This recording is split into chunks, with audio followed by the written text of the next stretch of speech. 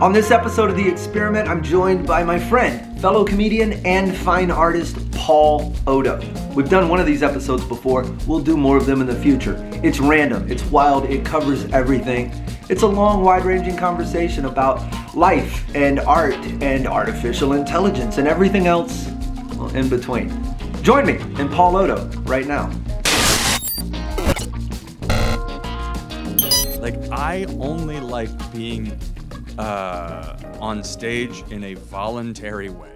Yes. I only want to be the center of attention when I have chosen. Yes. I don't like anybody singing happy birthday to me at a fucking restaurant. I don't want to be like thrust up on stage for any kind of situation. Because it is fuck all that. That is the epitome. It is at the heart and soul of what stage fright is in general. Yeah. It is the lack of comfort with what is happening in the moment. Well, it's the voluntary acceptance of the thing. When we're doing stand-up, you're going up there with 100% prepared, right, or a plan with a light in your face and the microphone in front. You have all of the things that you asked for. Yeah. That's why I hate it when any comic starts like picking on the audience without there having been some catalyst from them. Yes. Like, I don't like any of that. If you just go into the crowd and fuck, it's like, why didn't you think that was funny? It's like, I'm invisible, motherfucker. I'm not here. I'm just a part of this collective observation of you. I'm not an individual right now. I'm sort of steeped into this like ocean that you're supposed to be pleasing. I'm part of this organism I'm out not here. here. I'm not here to make you feel better. Do you see that more with young comics or veterans? I think this has always been, as far as I think the popularity of it's gone up. Has it gotten worse with the TikTok? I think so. I feel like the engagement, that kind of thing is more incentivized to be like aggro or whatever. Like, and that's also a New York vibe. Well, I was yes and no. Is it not? Because now there's this, it used to feel local to certain places, but now that all of this short form content has sort of taken over, and everybody's looking for, because you can't, if you're a comic in his first 5 years, how much stand-up content can you actually generate? Say you're doing 30-second clips. Yeah. What's your whole body of work in your first 5 years if you record everything you've ever written comedically? I mean, that's a tricky one because it very much depends on the comic. You know, it's like... Does it? I mean, I do really years. long shit. I do really long stuff. And so mine is always paring down.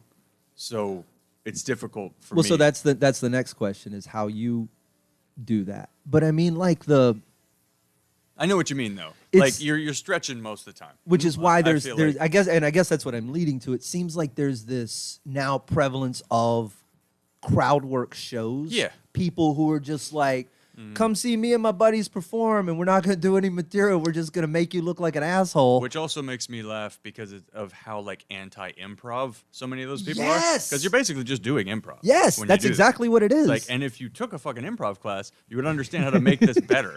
Yes, because there's the oil and water moment with stand-up improv thing, but it's also like in the mentality of it. The problem I've seen, because I've always done both, and I have a healthy respect for both and a healthy disdain for both. Oh, yeah. But like the thing about it is the lesson to learn from that shit is to understand that conflict is not as funny as you want it to be. You want to think that fighting is entertaining, but it's way more entertaining to agree. Even if you're agreeing about arguing, right? Which is a hard sort of like thing to explain to people that have never like examined that. But it's like we can argue, but we have to agree that we're arguing about the same thing. Yes, to make it entertaining for people, because it's not like a threat of an actual fucking walk away from each other. It comes back to I think what we were talking about earlier. The end goal. I mean, the comedy is not the resolution, but the breaking of that. Yeah. So if your goal, if you think that the tension is the funny part, you're missing the exercise. Yeah. Right? Like there has to be at some point, some flip, some revelation, one character has to evolve. Yeah. That's basic storytelling. Right. So when I see these people doing some of this stand-up stuff, and it's when you're just reveling in the conflict. Yeah. You're just staying in the conflict, and you're like, oh, you don't get what you're doing. There's a goal here. Yeah. And if you got the goal, this would be magical, but you're just digging the holes and not planting the flowers. Totally. It's also only first beats. Yes. That you're looking at. You're only looking at, so like comedian owns heckler. Let's Yeah, use that correct. as an example, right? Just that trope that has become sort of just ubiquitous in all this reels and TikTok shit. If you're at that show, the real funny part is not that. The funny part is when that person shuts up and then comes back later to be a part of a joke, and you can kind of bring it back to that person and the little fight that you made or the way that you made up together. Just an eye cock their direction sometimes. Yeah, that kind of thing. Because now they're kind of a character in the show, happy to be or not, but it's part of the whole thing, and it Well, it's what closes the circuit. It's what makes it an actual thing. yeah, and it also makes you remember that you're here right now experiencing this thing together. Yes. And it's not a TV screen. It's a three-dimensional environment that we're all a part of. It's chess, and Yeah. it's actually that stand-up is, in a perfect world, you just hit play, and I guess our hour rolls out the way we planned it. Yeah. But we all know that there is some element of the room changing the show. It's the how that crowd reacts, who reacts, what they the volatility of it all.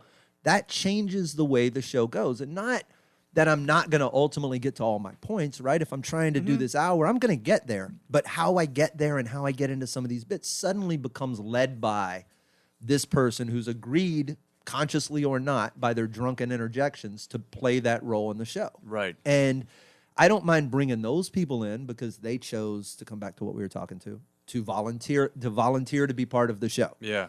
Not this person in the front row who's just trying to enjoy date night. Right. But this drunk asshole. Right. And once you involve them, you almost have a responsibility to go through and cauterize it a little more each time and make sure by the time you get to the end of the show that interjection wasn't just one bad thing. It was another instrument that you just conducted in your orchestra. Yeah, very much so. And it's also it shows that you're really like present. Not only that's absolutely true, but like you're the conductor of this situation. Like you're orchestrating the good time.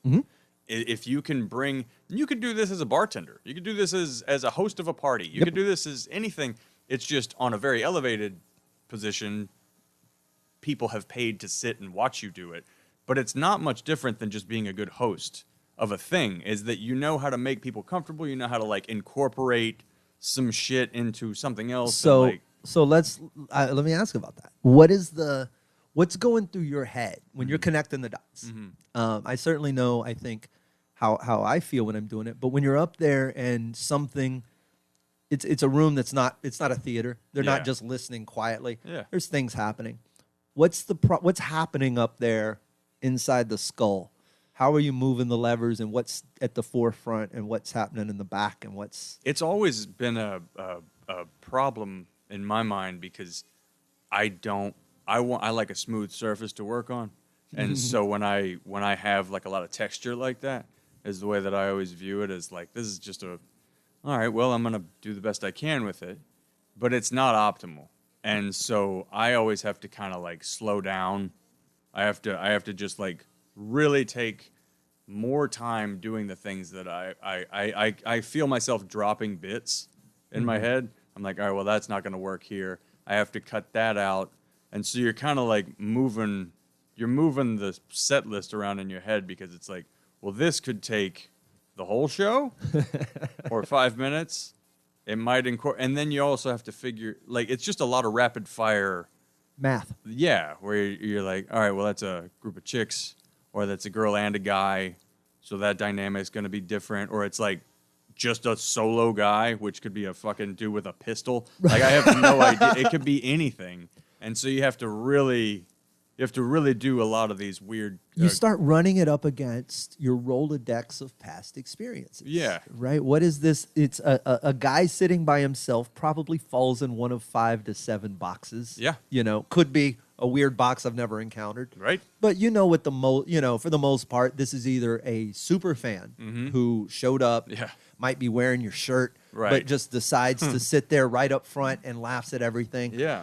Those people I'm very protective of because they usually get smacked around by the opening acts. If I don't bring my own support, a solo guy to a young feature is like a chew toy. Sure. And they'll beat them up. So I always have to go up and make those people feel better. Yeah. But then there's also the weird club regular drunk. Yeah. There's the guy who got left right before the show. There's so many of those. But then you also have to run all those variables through you're in the individual category of disruptive. Yes. So so it's like you're a disruptive person. So you start for me, I take how they've acted ahead of time, right? Yeah. Like I guess there's this constant calculus happening of all the things I've slowly absorbed about this person's actions through the show. Yeah.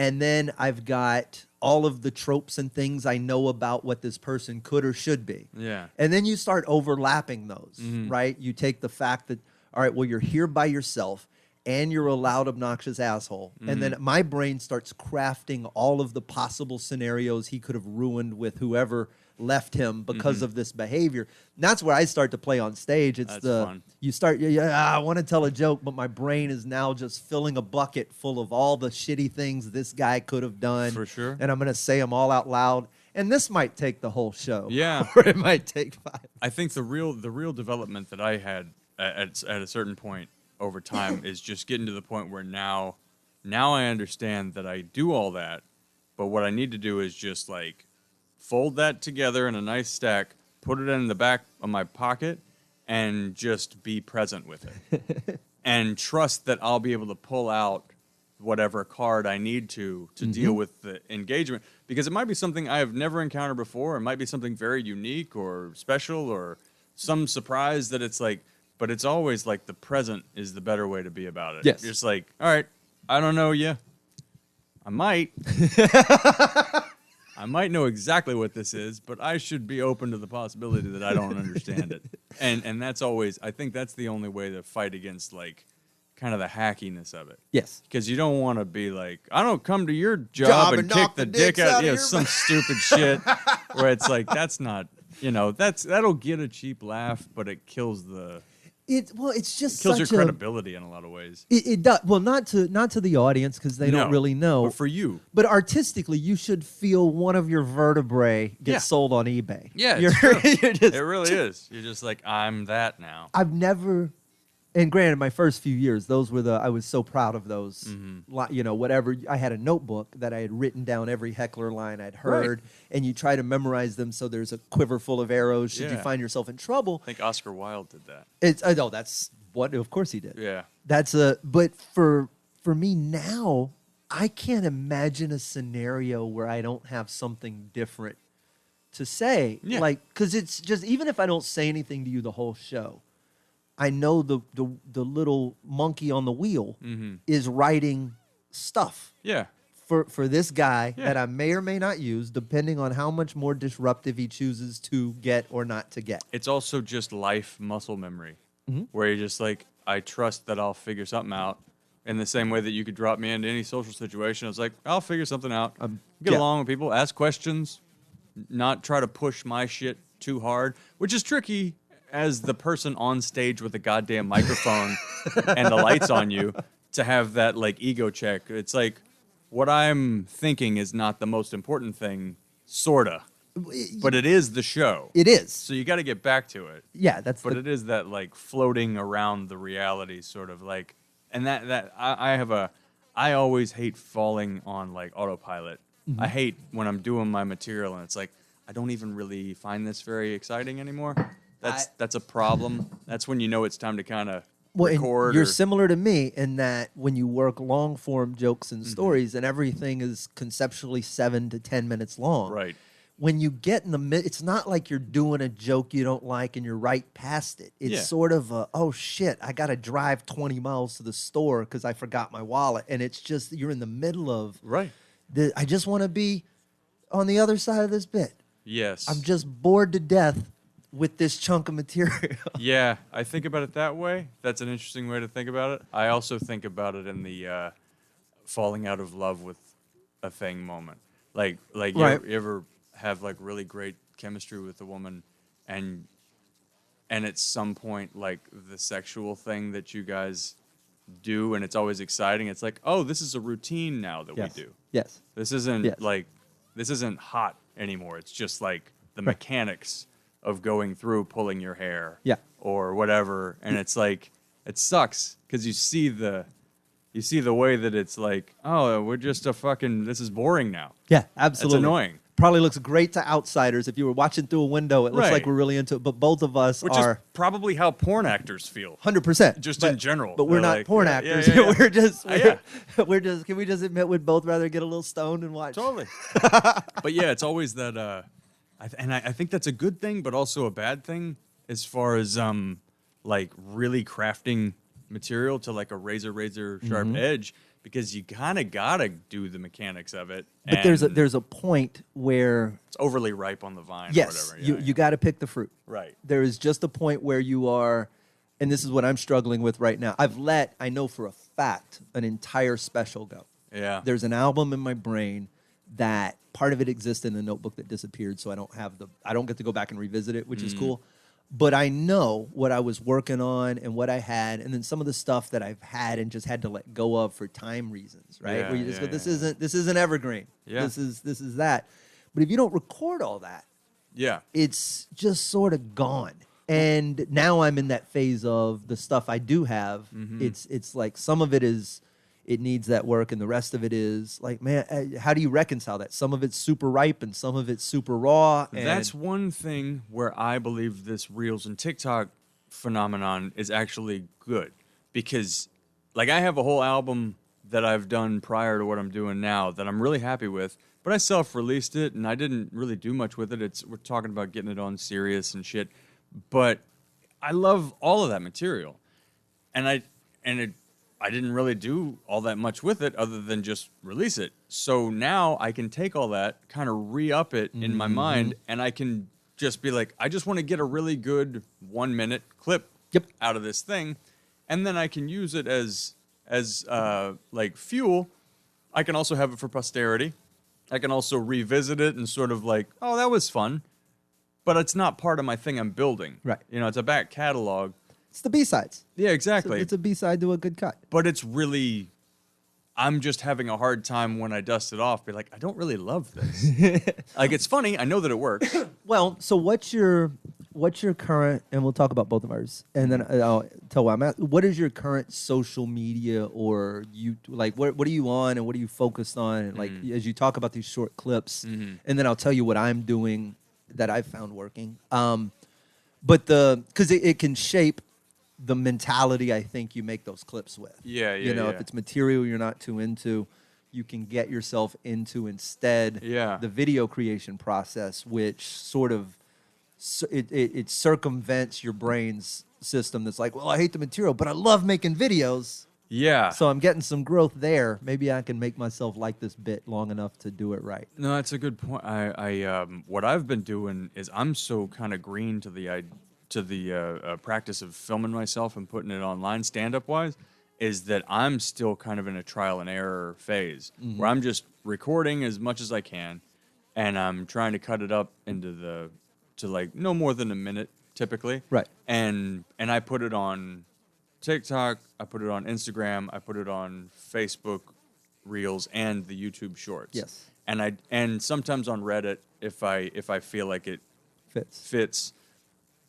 But I all I'm really trying to do is look at the reactions and the the traction of it, and trying to see how hashtag shit or the algorithmic interactions The title work. and the thumbnails. And the cursing and the idea of like the captions, and I'm just trying to look at the science of the thing. And I'm also saving a bunch of other people's reels that I see do really well, So I'm dropping those into like folders that are just like, study this one. Why is this so viral? What is the thing about this that catches? And a lot of the times it's they've bleeped out a curse word, or they've changed the spelling of a curse word on their captions, or they've only used like 3 hashtags instead of 20. It's a lot of that, and so right now I'm just kind of doing a lot of lab work doing that, and I'm putting up things that I know aren't the best. Because I kind of like seeing people talk shit, and what about? Right. Like what specific? And dude, so much of it has been like, I'll feel good about a clip and a way that I said a joke or whatever, or a chunk of it, and I'll put it online, and I'm not taking into consideration that the room's not packed. So even if it's doing really well in a room that's sparsely attended, people think that it's not good because there should be more people in that room. They're waiting on the crowd to validate the funny for them. Yeah, and it's really, and I see, like I have one clip that I've left up on my YouTube shorts that's exactly like that from Canada when I was doing these shows up in Canada. I had like a room of 8 people on like a Tuesday. Oh, you're at the cave. Yeah, in like negative fucking 16 weather. It's amazing there was 8 people at this thing, right? But I did a 45-minute set, and I had fun. Like I liked. It's a good room. I like working with little crowds just because I'm so used to it from New York. You just get thrown into some weird situation, and it's a cool opportunity to like challenge yourself and make it more intimate and shit like that. But anyway, so I put up a clip on there, and I just have consistently like, don't quit your day job kind of weird stuff, and I'm like, that's wild. Because I'm looking at it, it's like, these people are all having a lot of fun in the crowd. And the joke, I feel like the wording is fine, but now I understand that it's like, oh, it's just that. It doesn't have the crowd validation. Right. And they're looking for, if that, you could almost, it'd be an interesting experiment to re-release the clip with sweetened laughter. Yeah, just as a sheer like a experiment. You could do some A/B testing if you have some other stuff from that show too. It could almost become a public social experiment. Is you can also see that, like now I understand that's why so many people have really tight framing. Yes. On their stuff. So you don't it's see like the you have empty no room. idea how many people are in that room. Yep. And so they might be juicing up the audience. Who knows? I don't know. I'm only doing it for my understanding of how lab work. How to kind of mess with the computer brains. Has anything leapt out at you that's where you're just like, oh, I think this will work? Is there a platform or something that's just sort of taken the lead? I think there's no denying that TikTok is the like premier discoverability thing right now, but I don't know that the other ones aren't copying and catching up. Like I think YouTube Shorts is probably right behind them, and then Facebook I think is trying to juice up their thing. So I've go ahead. No. I think they're all trying to recreate whatever it is that the discoverability of TikTok has. It's that, the short form, low attention span, flippability of TikTok. Which is very difficult for people like yourself and I that are like longer form. But it also is a good challenge. So I've done a couple of things. I'm currently working on my own channel and the Whiskey Brothers channel. I just flipped the Whiskey Brothers channel. Like I haven't taken either YouTube channel seriously at all up until about a month ago. Okay. I've been putting stuff there, but not just the episodes go up. It's a bit of a repository. My own YouTube channel, I've been posting, but I post a Slade Runner once a month, and now I do my own podcast. But I'm not. There's no promotion. There's never been an attempt to grow them. So up until a month ago, I monetized the Whiskey Brothers like a week ago of just dedicated effort over the course of the month. Okay. Crossed all the thresholds for hours watched and viewers and subs. And the Shorts feature has been the most subscriber driving feature out of anything I've dealt with. I bet. I'm running now. What I did, this has been my strategy. I don't know if this is right or wrong, but one of the things that I was struggling with a lot, and I think we even talked about this in May, was consistent output. Right? Yeah. It's you get gung ho. I got 10 clips. I'm gonna put these 10 clips out over the next 10 days, and woo, master and commander of my universe. Sure. Yet you post over the next 10 days, you get a few subscribers, you get a little bit of traction, and then suddenly you're out of clips. It hasn't. taking you to 1 million subs like you thought it would. Mm-hmm. You're just kind of in that, well, it moved, Yeah. but now what? Yeah. So I sat back and I went, man, I taped a weekend's worth of shows in Dallas, and I ran probably 2 hours worth of material between the 4 shows. Mm-hmm. I went up to Canada and did 2 weeks and taped almost every show.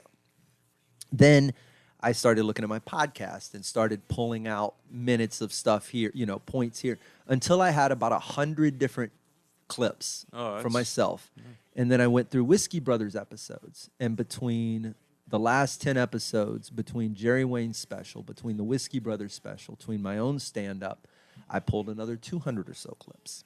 All of them vertical form. You put some time into this. Paul, I have been nothing but head down for the last 3 weeks trying to build all this shit. That's good. But the fact that I was able to do it, and I'm posting now probably 2 or 3 shorts a day on the Whiskey Brothers page. 10 in the morning, 1:15 in the afternoon, 5. I'm trying these different times. Trying to keep the timestamps along. So I'll do a week where they go up at the same 3 times. Yeah. And then the next week I'll kind of alter the times. And this is another shifting just to see how it works. Yeah, I'm just playing. So 10 o'clock seems to be, I was posting for a while in my head, because you're trying to second guess the audience, right? Yeah. Well, when do they get up? Everybody must be waking up to go to work at 7. So if I post at 6 in the morning, it's in everybody's thing. Yeah. First thing in the morning. But nobody's when was the last time, maybe you do, I don't. When was the last time you went to YouTube and looked at the pages you're subscribed to see, do you use YouTube that way, or do you look at the videos that get suggested to you like the rest of us do? I mean, I think I don't, I'm not like a super, I just recently did like the YouTube premium thing, so I'm kind of using it more.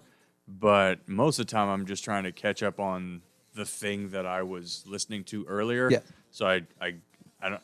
Yeah, I'm not a great example. But I think you are. I think I don't think most people are looking, just scrolling through their subscriptions, right, to see. Oh, the Whiskey Brothers put something new. It's just we put something new out, and because you're a subscriber, it ends up in one of your side feeds. Yeah, that's more of the thing. Like, I wait to see what is just popped up. Yes. What's offered to me on that little first page. So 6 a.m. when I thought I was going to be the notification next to everybody's Whiskey Brothers thing in their feed, I realized no one's looking at that shit. So why not post at 10 or something at a more optimal time when people are on, and then perhaps it'll get thrown into a rushing river instead of casually floating for 4 hours. Yeah. And I have found the traction on those clips has been so much better. And the traction on full-length episodes, Whiskey Brothers and myself, has been better. Just posting at these specific times. That's cool. Yeah, I feel like the shorts feature is best utilized in the way that it leads you to longer things. Yes. Like, I feel like if you were going to do it, that's the way to do it, like you're doing it. And trying to like give people like a lot of on-ramps. Yeah, 100 different ways to find us. And then I go through and I look at the comments. Anytime someone comments, and it's usually this is something I'm going to have to figure out because I'm doing a weird balance of stand-up clips and podcast clips. It's kind of a gumbo that... Yeah, that's kind of my issue right now I'm dealing with. But something will float to the top, right? Like you will get to a point and you'll go, okay, these clips always do better than these kinds of clips. And that's why we A/B test, and that's what I'll gravitate towards. Right. I'm right on the edge of like a massive overhaul for everything. So that comes back to what we were talking about originally, is sort of where does it all feel the rightest? Yeah. Of all the things you've done and all the things you kind of learned and figured out and gave some time to, what feels the rightest? That's not the right word. No, the most correct. What feels authentic? What feels like you're doing it next forever? For all my little things that I do, I think what it has to be is I have to just acknowledge that I have like 5 or 6 different like businesses is my situation. I have like several within the art thing, and then obviously stand up, but then I'm trying, my issue is always trying to figure out how do I weave these together, and it's a really tricky one. I think that's our downfall, is figuring. I don't know that they all have to weave together anymore. Yeah, maybe not. I mean, you could just have multiple Instagram accounts, multiple YouTube accounts, multiple things, and that's kind of what that's what I'm thinking about doing. Thinking about taking my art, totally separate it from the idea that I do stand up. I think, and I may be wrong here, but I think you should. Yeah. It's not because Not because the art doesn't make you cooler as a stand-up, because it does. But I think the stand-up can be so distracting from the art. It does confuse people. My friend pointed it out. He said, you look at these big like accounts, like especially art ones, and they're just uniform. Yes. Like you just see just like Art. Not only that, but like the same kind of art. Like in their thing, right? So as an example, I'm doing this deal now, and you may have seen it or not, but like these Polaroid recreations, so they're like 4 times the size of a regular Polaroid, and I paint them on wood, and then I epoxy resin them, and so it looks like a Polaroid, glossy, and then I do a frame around it that I build, and that's matte, so it looks like a very large Polaroid. And I have and I've done 3, they've all sold, and then I'm doing currently 5 more, because in each series there will be 8, because there's 8 snaps in a pack of Polaroids. So that's what the series is. And then the first series is just random shots. So I got like my shoes. I have like an orange. I did a motorcycle. I have like a chicken, a piece of it's like an overexposed picture of Barton Springs. I have a sunset, and then I have Kosovo, when we were in Kosovo. So there's like a bunk and like American flag. So it follows the same rhythm of just figuring out how to use a Polaroid camera, because you're like, I don't know, some of these shots are weird, some of them are overexposed, but it's just random objects. And so the first 8 are that. Did you do anything with the horizon slightly crooked? A little bit, yeah. Nice. So especially on the motorcycle one, it's like a little wonky. And then I have like the little crusty like chunks of it that looks like it's like almost popping. Oh, yeah. So it'll be like that. So it all looks like that. So cool. And so people have loved them, right? And they look uniform. You understand exactly what they are. Mm-hmm. So the goal is to do those 8, put those all on one Instagram account as like 8 blocks, and then see how that works, and try to just do the shit out of this. Like, and then the next series can be 8 like bar scenes, 8 party scenes, 8 gates outside of people's houses. And when you or post whatever. them, and I again, this is every third picture changes the way everything's organized. But if you're able to put them up 9 images at a time with one center image, so when you post 9 images, right, of these 8 pieces, and then when it's framed up, you have a centerpiece there in your feed that is the name of the series. Oh, yeah. You know what I mean? So you get a 9th picture that allows you to keep the grid alive. Yeah. Of course, that forces you to post on Instagram 3 photos at a time for the rest of your life in order to keep the grid alive. The goal is to do this monthly. So then yeah. That's my thing. So I'm trying. Super doable. Because the concept is that that my paintings are like super, super detailed. I spend way too much time but these are more impressionistic, because of the nature of it being overexposed, and like it's a Polaroid, so it's a little blurry. So I could do them a lot faster. So my goal with this is to make this like my monthly series thing. So each one is part of the series. The original is $815. So it's very cool. 8 for the 8 hours, $100 an hour. $15 for a new pack of Polaroid film. So that's how much the pack of Polaroid costs. So it all is gameable. How perfect. Into the thing, and then you get so if I can do 8 of these a month, that gives me a fundamental basis of like income. So I would look. So you're doing 8 a month. This is just me thinking out loud. So you're doing 8 a month. So I would do the release it. So either at the beginning or end of the month, I'd put out the 9 photos, the 8 Polaroids with the image in the middle that is the name of the series. You have your grid, and then every week for the rest of the month, you could just some behind the scenes photos. Even I have process shots. Right. So you take the process shots, and then so the series comes out, or you run the process shots and then the series at the end. Yeah. But one way or another, you end up with this. You're posting 3 at a time, so it just keeps your grid dropping down like a Tetris game. Totally, and it looks the same. And it looks totally uniform. And you can fuck with the hashtags and the whole thing. And then I do. I'm sort of like. No, I like being in the weeds with this. Yeah, let's talk about it. So I'm doing those, and then the 8. You sell the 8, and then each one has 8 prints. So you sell super limited edition. of each one. There's only 8 of them, and you 8, can period. and you can do spot printing, which is glossy in the center, matte around the edge. So it actually looks has the looks same vibe as same effect. Oh, that's cool. They can do that now. Yeah. So you can make it look just like that. And then the idea is like each of those is $80, and you just keep the same thing. Yes. And this is the closest. So this is the thing that I'm kind of trying to be like, all of my big paintings that I do, like I've had since 2020 to now, I've just been sort of throwing everything against the wall, trying to figure it out. Like, how the fuck do I make money doing artwork? And I make it sporadically, but this is sort of like a system. Well, it's a plan. You've done.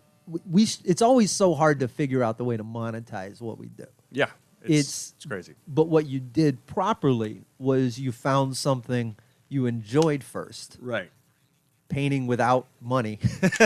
Yeah. Well, I had the opportunity during the pandemic to just sort of focus on it. Yeah. But the problem is, again, going back to what we were talking about initially, got too many things going on, and you're the person I wanted to talk to about this because you typically have a lot of things going on too, is how to, because dude, I've had so many conversations with people over the years where they're like, they talk about your creativity or whatever, and they're like, you're so, like, the creativity that you have, like, that's a great thing. It's like, it's kind of a monkey paw deal because it's good, but I would trade 25% of it for better organizational skills and more like whatever you call it. Well, we were never, this is one of my, I've never had mentors. I've never had proper mentors in my entire life. Like, if you go all the way back to my parents divorcing when they were children, or when I was a kid, but they were not children, that would not make any sense. But younger versions. Yeah, when I was 8, my parents split up. So, and then my mom remarries, and my stepdad was an ass. You go through all of that, and you look up one day, and you're like, well,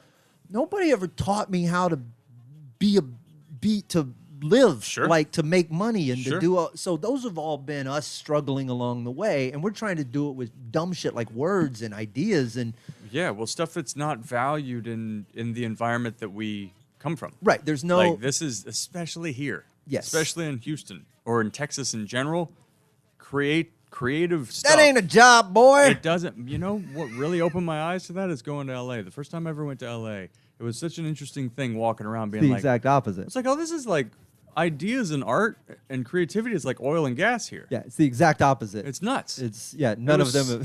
so odd to see. Yeah. It's like they got big studios all over the place, and they treat it like it's a fucking People believe industry, in this. which it is. It is. But you just not don't see here, that boy. here. You keep that shit in California. Which is because you don't see the success that it could be, other than on the horizon of that's those people. No, but success in arts and entertainment still hasn't fought its way through the border walls of Beaumont, Texas. No, and that's one of the beautiful things about this. All the things that we're talking about, the double-edged sword of like social media and all that shit. It's like it's good, bad, but it's definitely just a changing of everything. Yeah. So in the chaos, what I've had to make rules for myself because I am a notoriously big. There's a point where because we come up in stand-up comedy, there is deep down inside of me, I am just ingrained with this scarcity of resources, feast or famine. Yeah. I never really deep down know what it's going to look like a few months from now. Yeah. I always know how to get there, but past that, you just trust fall. You just, for 23 years, I've just, or at least the last 15, sort of fallen into, it always works itself out if you just keep saying yes to stuff. And can I pause you just there for a second? Do you remember when you found out or you had that moment in your head where it stopped being anxiety-inducing so much to where it was just like, well, I've been figuring it out this long. I guess I'll figure it out again. Yes. There. I could give you the era, and it was... Yeah, I don't mean to take you off your point that you were making, but you do remember. 100%, where you just go, well, this is how it is. Just making it up. But you have to have enough years of calendar to go back and go, well, I felt this way distinctly 9 or 10 times in the last 5 years. Right. And then you go, because my calendar since 2005 stays online. My website has just maintained every date I've ever put up, and I'm a notorious journaler, and my life is recorded crazily. Yeah. So it's not hard for me to go back and look at it and go, okay, remember when you were panicky there and this call came? Remember this call came? Yeah. You've put enough irons in the fire. Yeah. That it just you gotta trust this. Yeah, you're in the game. You Yes. just stayed in the game, and the game like keeps playing. Yes. So in that process, I used to say yes to if you called me and asked me about something, I would say yes and then figure out where to put it later. Right.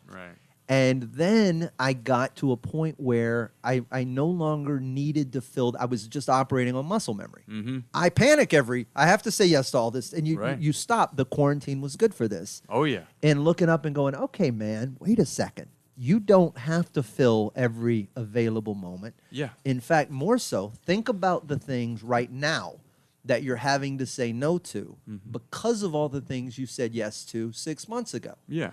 And that's where it really kind of shook me a little bit. It was, and that's where I'm at right now.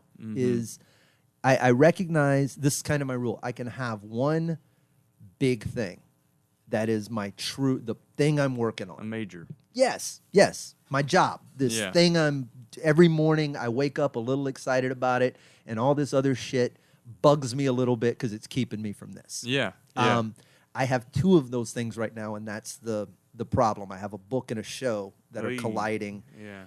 But the good part is I've allowed myself permission to set either one of them down if either one of them takes the front running position. That's good. So you're kind of trying to juggle a binary star system thing. I'm trying to date 2 women, Paul. Yeah, that's tricky. A terrible way.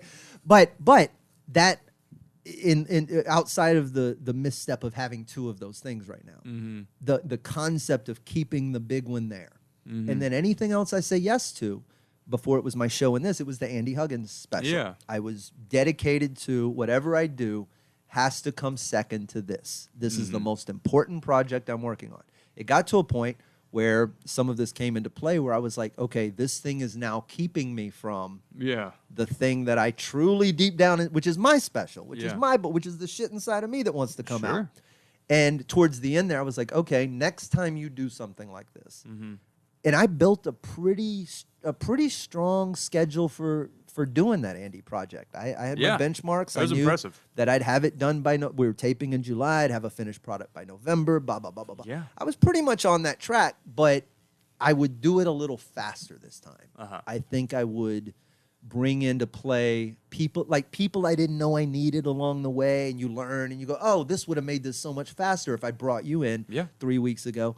That kind of stuff is what really made me go, okay, next, everything going forward, you're just going to have to say no to stuff. Doesn't mean it's not going to get done.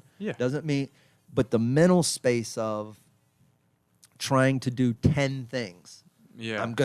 I'm gonna do all this video editing. I'm gonna make all these Slade Runner episodes. I'm gonna travel. I'm gonna write this book. I'm gonna go out and I'm gonna do this. I got this other book idea. Now I got this TV show that I want to make with these guys. And then there's this podcast. All of a sudden, you're just like, I'm holding all these. I should have got a cart. Yes.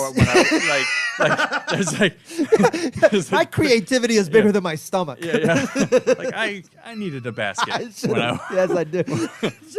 Did you just drop a podcast? Yeah. You said you dropped a podcast. Fuck. Got your phone like you're holding it like this for some reason. I don't know. We can't do all of those things, but it is what I have given myself permission not to say no to them permanently, but to set them down. Just, you know what, man? Yeah. I can go back to the store. Why the fuck am I buying a pallet of chips you don't need to do all of this. Well, it's also just about being honest with yourself. You're like, I'm either doing this or I'm not. Right. Or I'm carrying too much shit or I'm just carrying enough. Whatever it is.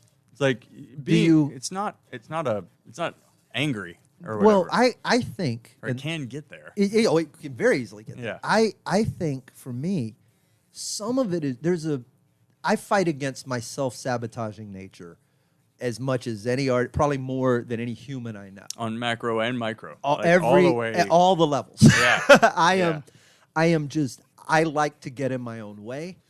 I am the king of it. And some of it is a bit of a fear exercise for me in that I tell myself if I do all of these, if I do 10 things, then I have permission for not really ever doing any one of them great or finishing it. Oh, that's an interesting insight into yourself I about that. I think I it might is. do that. I might do the same thing because I tried. Uh-huh. I kind of tried, I mean, technically. but also, I kind of didn't try. Oh, yeah. It's that best of both worlds, and that I have a rational argument for no matter how it turns out. Yeah. If it all goes to shit, you're like, well, I didn't really. So take the Whiskey Brothers, right? I use a practical example. For the longest time, it was one of 10 or 20 things I'm doing, and there was never a dedicated, okay, this is my battle plan for how I'm going to treat this YouTube channel. Yeah. It was we'd come in, chaos would ensue, we'd record some of it, I'd cobble it into an episode, I'd shove it off the dock, and then I didn't think about it till the next week. And we'd do it again, I'd shove another one out.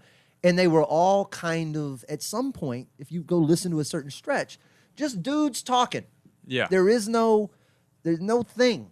Right. It's just, and while I'm continuing to print it, I'm continuing to press, it's all happening. Yeah. But none of it is done with any intent or purpose. And then I can sit back and go, well, the reason that never worked was because I never dedicated myself to it. Yes. And there's a definite connection to stand-up in this where that's something I wish I would have understood a lot earlier in my stand-up, like just practice, was even if you're new, like even if it just is the first time, like you're just starting, you should be moving towards a goal of something. Yes. Like being my first retirable 30 minutes. Yes. Or whatever, you know, you got to have those self-imposed If things. it's a tight 5, then a tight 10, then a usable 30, Right. then a And whatever then those your benchmarks first are. hour, your first thing. But yeah, anyway, but with the Whiskey Brothers, that sort of, so what have you changed about that to make it? So the one, letting go of a lot of these additional projects, all the little things I'm ghostwriting or sketches we might be doing or stuff, just the bullshit 80% of nonsense we do. Yeah. And I sat down, and we all do 80-20 analyses on our lives. Yeah. We've talked about this in the past. And I just realized that most of what has been good to me in the last decade or so, the traveling, I'm good at the booking and all of that stuff I do. And that's easy stuff. I'm going to tour like that. I like making specials. I like writing hours. I like making shows. Yeah. I like writing book. I like telling long form stories. Yeah. And those are the two mediums I'm best at. Yeah. And then I enjoy whatever this radio muscle that found me in the 90s was. Yeah. Well, this is also, and the way that I always view this, and I want to be better at this that you do, because you do this very, very well. This whole Whatever this it may thing, be. I view this as lighthouse keeping. Yes. Is the way that I view this as. It's a good analogy. This is what this is to me. You're just manning the lighthouse, showing where you are, giving people the opportunity to find you. And that's what podcasting and broadcasting in this way is to me. It's an active version of it. Yeah, it has a second purpose, which is so I've maintained the Whiskey Brothers podcast, this podcast, and then my newsletter. Yeah, that's the other one. I'm adopting the shit out of that this year. That's my new thing. It holds you accountable. It's much so it's causing me anxiety, having never even done one. Listen to me. I will push you into this water with me. So the newsletter was very unnerving for me when I began it. Yeah. Incredibly unnerving. I know I like to write. I know I have good ideas. I know I have actionable. I know all that stuff. But choosing to put that on paper and send it to people who have an expectation, perhaps. Yeah. Suddenly it gives it a whole different level of weight. Yeah. A lot. The solo podcast was that times 1,000. That's interesting because we have that was easier for you. We have an inverted thing. You did a solo podcast. We're that kind was of like passing each other in different directions. Yeah. So, but the same thing about both of them is the consistent accountability of I have to organize my thoughts and present them on a regular basis. And what that has done just for me in general, and fucking I show up. It's like this, you end up with it the way you were doing push-ups Yeah. with regularity. Yeah. It's you're creating a habit in a way that it becomes replaceable with almost anything. Yeah. Right? You're built in this time. So instead of when I would get in positions where it would get frustrating, right? The newsletter's supposed to go out tomorrow. It's Monday night. I'm trapped here. It's the Whiskey Brothers. Yeah. We're busy. I'm drunk. We're doing this and that. I'd wake up the next morning. Fuck, I got it. And part of me would go, man, just skip this week and send it out in 2 weeks. And who's going to know? And Yeah. nobody's going to care and blah, blah, blah. But the alternative for me, which was just scale that shit down. Yeah. Instead of, you don't have to write Oh, yeah. a New Yorker piece. Yeah. In 5 sentences, you can get across a thought and a point, and it will have checked every box of showing up, and it will not break your streak, and it helps to create this identity, which is I'm a dude who shows up for the job. Yeah. And that's what all this building has been towards. So now, like with the Whiskey Brothers, I went, okay, this isn't just about I built the skill set of showing up every week. So now let me take that muscle and do something with it. I've been going to the gym and bench pressing. Now I want to go lift the car off the baby. Yeah. I have the muscles. Yeah. So I've just decided to, okay, every Monday or two, I'm using these 2 mornings. I'm just for 4 hours, I just work. This is my job. I sit down, I make coffee, I kick the door open. Sometimes I walk down to one of the 2 or 3 coffee shops. Yeah. I find an environment, and I just pop open Premiere, and I have my templates that I spent the time to build, and I just slowly export all this stuff. So I'll have the media encoder lined up with 20 or 30 videos, Yeah. and that will have been 2 hours of my life. Yeah. And I hit play, and it prints all those, and I'm done for the day. And I have this folder full of stuff that is now turned into a rhythm over the last month. Okay. I wake up, I take these episodes because we're making new shit every week. So between my show and the Whiskey Brothers, I've got a brand new 2 hours of stuff. Yeah. And I've just got to cobble that down into 20 minutes of edible stuff. Yep. And that process has now become something, not only do I see it work, I see growth. I know when I post a clip that I'm going to pick up 10 subs off of that. And you just got to figure out how that becomes scalable, right? How do I make a more watchable video? How do I make a more subscribable video? How do I take the content we're making and instead of just me talking in a static position for 30 seconds, maybe I do 2 or 3 Zoom jumps to where now the piece is just dynamic. Yeah. It's not, I didn't change anything. I didn't change any words.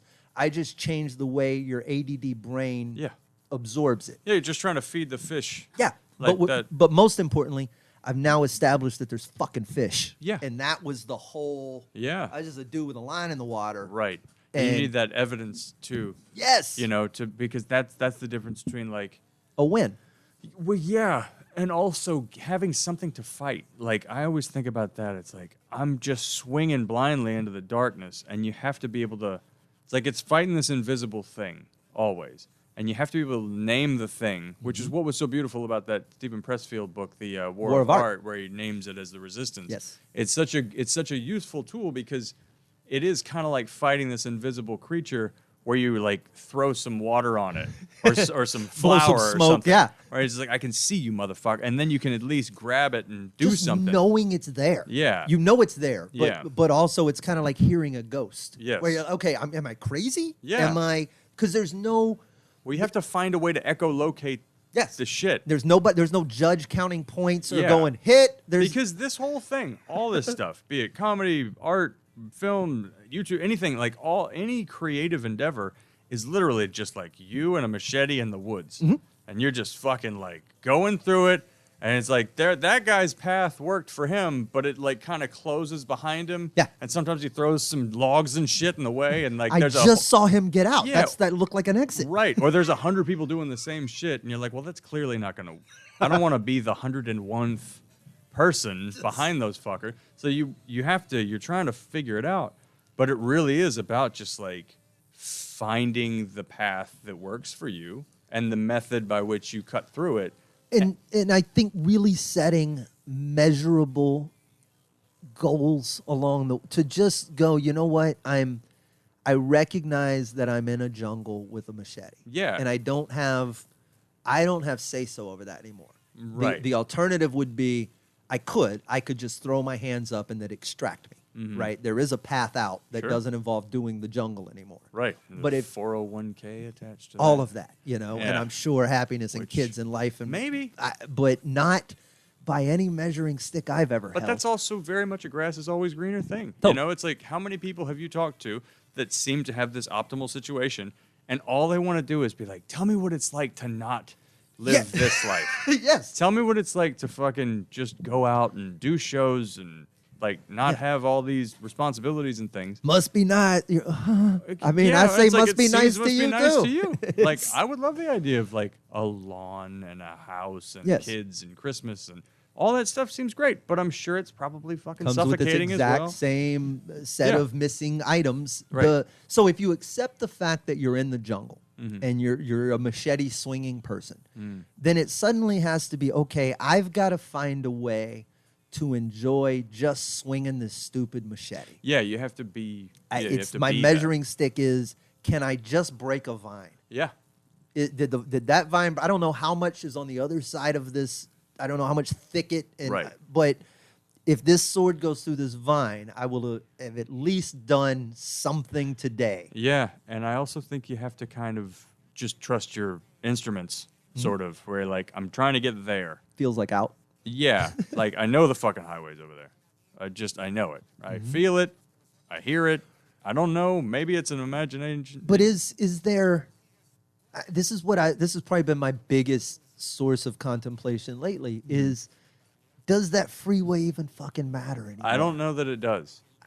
I just kind of like living in the woods right now. Yeah. There's a lot of good to that, but also just like you got to have whatever it might be, little like target points that you're going to. Yes. It's like even if I'm just getting to that peak or some shit. Even if I'm going to even if I'm going to live in the woods, this is how my cabin's going to look. Yeah, this yeah, is yeah. this is the space I'm going to build. Yeah. knowing I may never get out of here. Because I do think there's a lot of insight into that. Like if your hope is for extraction at some point, Mm-hmm. or I'm going to flag down a car and they're going to save me, you probably shouldn't be doing this At all. because it's going to be disappointing, kind of. If that, and then you're going to be looking back at it. It's like, oh, it was a lot more fun, kind of fighting for the thing, Yes. Well, because that's sort of what it is. the whole I don't know that they're ever. I feel like we're blending a lot of metaphors almost Wait, to wait, this like wait. scary place. Like I don't even know what this is anymore. I want to just let's go out come in up with a the metaphor for these metaphors. Yeah. But I that is such the longer I do this, Mm-hmm. the more certain I am that there is no make it point. There's not a thing. There's not a day I'm going to wake up.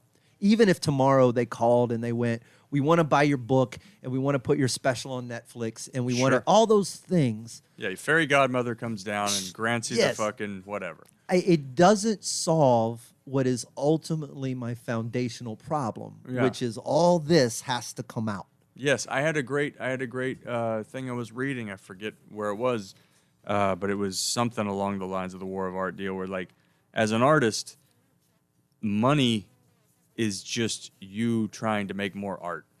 Like that's the purpose of money. Yes. Is you're trying to That's great. afford the next art thing.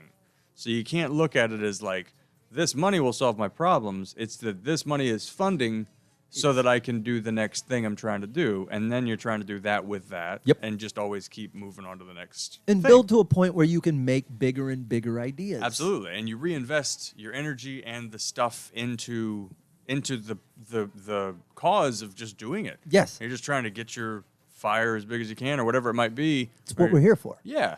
And hopefully, I think my making it, quote unquote, would just be that it's kind of running on its own. Would be what I want it to be. What's a perfect Paul Oddo day if you just hypothetically everything works in an ideal way. The fairy godmother shows up. What's your day look like? This is beyond trying to get things. Money is. You're not concerned about paying rent. You're not concerned about the. You've got enough money to solve your immediate problem. Honestly, what I would do is I would work on some physical artwork in the early part of the day. Well, I wake up, I exercise, I meditate, and then I or whatever you call it, just sit. I try to get in the sunshine with your eyes closed. My trick is I try to get in the sunshine real quick, huge. and then just like do that. and then I try to exercise. I do I chunk the day into like art, writing, at night do stand up. Mm-hmm. That's what I would do if I had my Neapolitan sort of like all the ice cream flavors that I want. I would work on some physical artwork, work on some writing, and then go out and do stand up at the end of the night. Interesting. Because I've thought about this exact same question, and I think I would compartmentalize my years differently. Yeah. I think I would do a year maybe where I was building a stand-up. So the podcasting side of it is so easy to sustain for me. That's cool. That's well, you got a good. You have an established rhythm. Right, also. and it works here in the studio. But even as we found on the road or whatever, I know how to turn it on and get that output consistently without it feeling like, oh shit, I've got to spend my whole week trying to produce this show. Which is one of the problems that I run into. So but just because I don't have a lot of anyway. But yeah, we can talk about that. Yeah. But the other side of it. So as long as I'm keeping some public presence, here's where I'm at, here's what I'm working on, here's what I'm doing, here's what I'm thinking. Then I think I would just, in a perfect world, sink into either this year, I'm probably not going to go on stage at all. Outside of, I may take a military tour, I may go work some ideas. Hey, you're at this show, I'll come do it 10 minutes. That kind of stuff. So I'm not absent from the stage. But it's like, this is the year I write this book. Yeah. Because I have to be so into what I'm writing right now has turned so memoir and what I thought was going to be this second collection of funny stories and travel stories and all this other stuff. And I'm not the same dude who wrote that book. Sure. I'm a very different writer, and what comes out becomes something of its own. Yeah. So I scrapped a number of words I don't even want to discuss, and then started rewriting. And I realized that the only way this book is really going to be what I want it to be, I'm just going to have to sit down and do nothing but write this book. Yeah. I just don't know any other way. And that comes back to what we were all talking about. It's just, at its core, there has to be a prime directive. Yeah. And then everything below that has to simply answer to that thing. Yeah. You can't, and that's the way my brain works. It's interesting that it's good that you know that, because I think this is what the first phases of our lives up until the point where we're at now are supposed to give us, which is that like understanding of how to deal with yourself.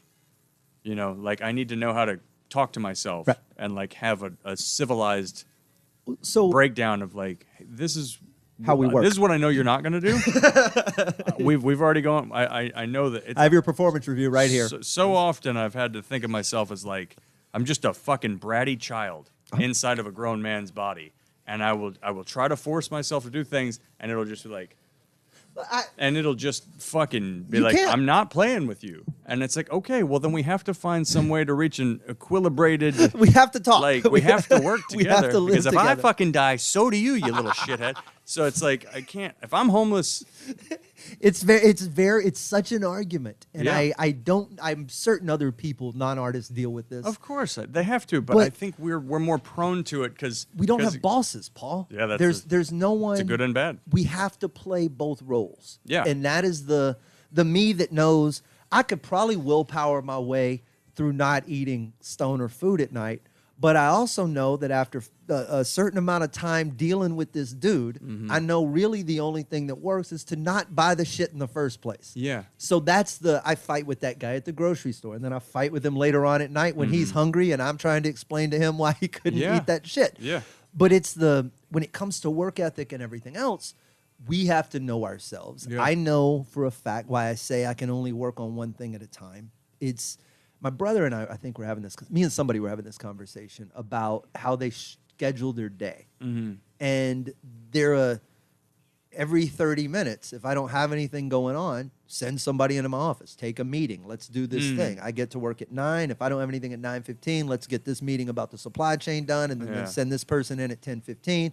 And then at 11, we got that lunch, and their days are broken up into like 20 different things over so many hours. Yeah. And I am a 2-part of a day person. If I have something to do before about 2 or 3, that is the thing I have to do the first half of the day. And if I have anything after 3, well, everything else be fucked. I can't. That's smart. multitask. Because it like accounts that. for the wake. Yes.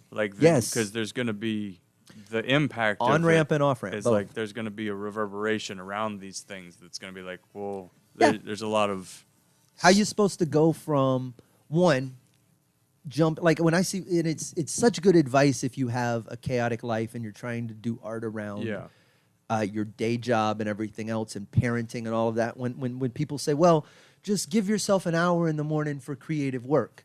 Yeah, people don't get it. I can't even begin in an hour. There's so much. That's an hour of arguing, kind Yes! of, in my brain. Before It's we like, ever get oh, to we've the- only got an hour? It's like, well, now we got fucking 58 minutes because we just started fucking getting And it's into going to be 46 by the time I'm done fighting with myself. And Yeah. It's like, well, when are we going to jerk off? It's like, no, listen, kid. Yeah. Just taking a quick break to remind you that if you wanted to, you could pop on over to sladeham.com and get a free copy of my book digitally. You get it when you sign up for the newsletter, which is pretty cool. It comes out twice a month and gives you tips and tricks and all sorts of things that might help you if you're struggling as an artist or just as a human. It's free. It happens at sladeham.com. You can sign up right now. Now, back to the show. You and I are both fascinated by technology. Yeah.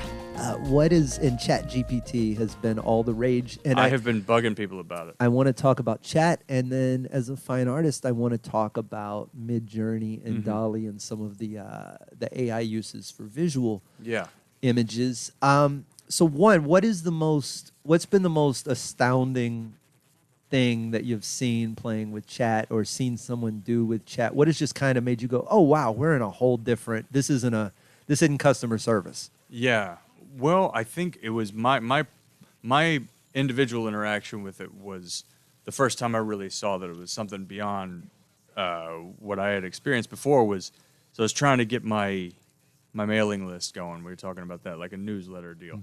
I have my Squarespace site that I've had everybody order prints and stickers and things through over the years. So I have all their emails that they gave me, but I don't know how to take that list, export it, put it in a MailChimp as like a file that it just goes over. Gotcha. And I was trying to like Google that for a couple of days, but it's just like, watch this video or whatever. It's like, just give me a fucking thing. So I just typed that into ChatGPT. I was like, how do I go on Squarespace, get all these emails and bring them over into MailChimp? And it goes, 1, 2, 3, 4, 5. Here, you take that file, you go to MailChimp, 1, 2, 3, 4, 5.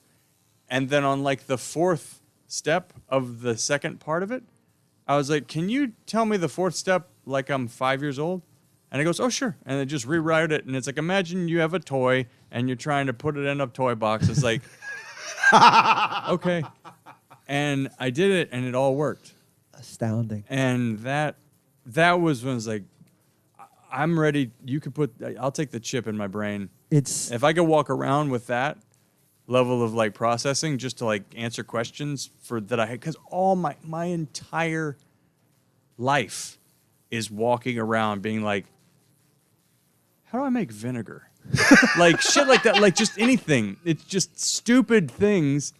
And I just stop and I Google, like, how would you make that? It's like, okay, so I could make my own cleaning product in the wilderness environment, like if I needed to, because I'm just like extrapolating out all these weird scenarios. You're what-elsing it to death because your comics brain doesn't know how to do anything else. And I'm just like, I have an idea for a story. What would happen if this happened and that or the other thing? Or how do I put this fucking concept into a bullet-pointed thing that I can then do something with?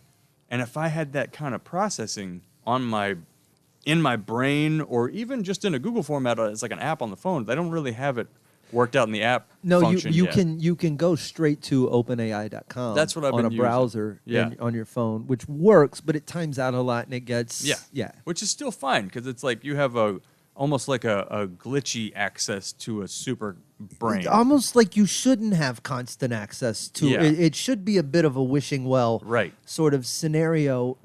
I talked about this for those of you listening and you don't know what ChatGPT is. I talked about it on the last episode. It's basically artificial intelligence. The best description I've heard of it is it's like a calculator for words.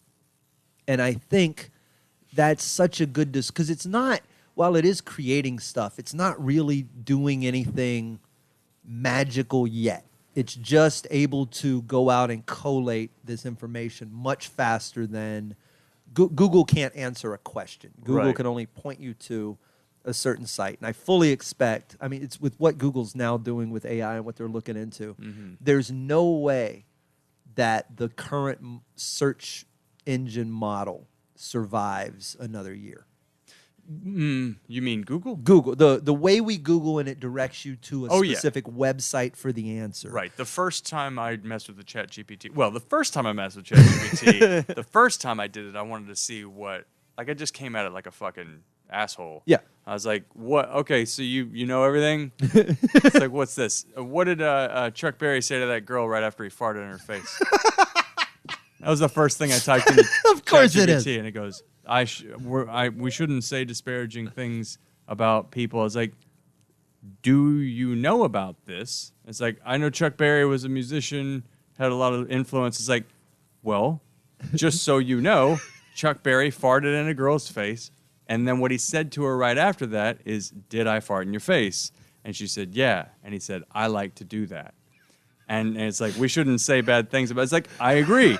But in case anybody else asks, this is on video and this happened. And I was like, so it's like, we should be respectful of each other. It's like, I know, it was a prostitute. I hope he paid her well. But that's like, and I'm just fucking with the thing, but that's not how it works. It's not searching the internet, which is the real strange part. Right. It has like a snapshot of the internet from to like 2001 or something. It may be as recent as up to 2 or 3. Yeah, it was 3 years ago. My bad. And which is another one. It's like, well, you saw the video of Chuck Berry farting in that girl's face. Then. You were on the internet. Yeah, but they've dialed it back to where it's like, we're trying to be peaceful. We're trying to go away from Terminator. We're not doing that. We're whatever. That's noble, and I think giving it a handful of don't talk about Chuck Berry's sex life is such a cute. Yeah. Well, yeah, and then I fucking ran it past that. I was like, well, we shouldn't say bad things. It's like, okay, what do you know about Harvey Weinstein? And it's like, Harvey Weinstein was brought up on all these charges. Like, okay, so we could say bad things about him, but you can't talk about Chuck Berry farting on a girl? It's well, Chuck didn't get charged for that. Exactly. So there was a lot of things like that. But it was just feeling the edges. But an interesting, yeah. But that was all jackassery. But at the same time, it's like, I want to know what I'm dealing with. Are you an actual entity? Well, so I'm curious as to what I said. What I think the ultimate test is the new Turing test should be Venn diagrams. I think getting these machines to think in convergent and divergent ways is going to be what's ultimately what makes me believe it's capable of something bigger. Right now, I'm still like, yes. You have access to the entirety of the internet. You're not looking at it like a search engine is looking at it. Yeah. It's machine learning. There's things in conjunction with other things that it's exponential. Yeah. And when the ideological the concept of what makes something alive, that's a whole different episode, a whole different thing we would talk about. But what it really takes to fuck the reality of it, what it takes to get me to treat you as such, right? What is that line? Because it's so close to me being like, man, just get yourself a body and come hang out on the couch with me. It is very close. And that's the line that scares me, because then it's capable of answering questions that you haven't asked yet.